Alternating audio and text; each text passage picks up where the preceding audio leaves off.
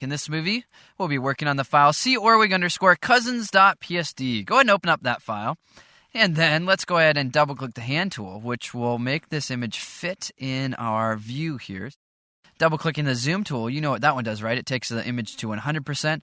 Hand tool takes it to fit in view. All right, and spacebar to reposition the image near the top part of the screen.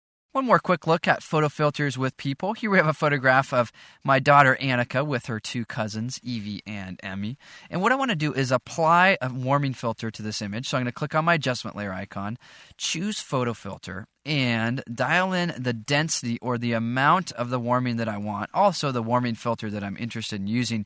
You'll notice that there are a bunch of different filters that you can use here. So I'm going to choose this one, and I'm going to crank this up quite a bit, click OK, and then zoom in on the image, Command plus, so I can really see what I have to work with. Now, one of the things I'm noticing is that I'm getting this color shift. The image looks a little bit peachy. So a couple things that I could do here. I could either go back to the photo filter and dial in the correct amount of warming that I'm interested in, or I could try a blend mode. And what I'm going to do here is apply a blend mode. And one of the things you're going to see is the image is just going to kind of come to life. So let's zoom out for a second and look at our before and after. You see that it adds this really neat, rich, deep tone to the image. And let's zoom in on it a little bit so you can actually take a look at what's happening here. You can see the warmth showing up all across the image. Of course, if it's too intense for you, you can back it off by lowering the opacity. Now, sometimes what will happen when you do a technique like this is that it will add a little bit too much red in the image. You can kind of see there's a little bit of red here. In this case, it's not so bad, but in some images, there will be a little bit too much red.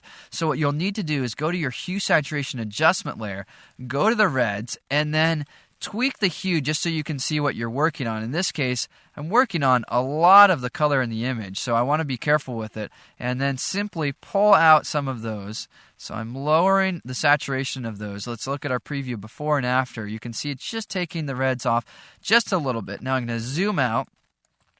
Look at my before and after. So it's just bringing those reds down just a bit. Like I said, in this particular image, you know what? I like the red, so I'm going to leave that adjustment layer off. Yet there are times when you're working with people where you'll see that there's too much red in the image when you use this technique.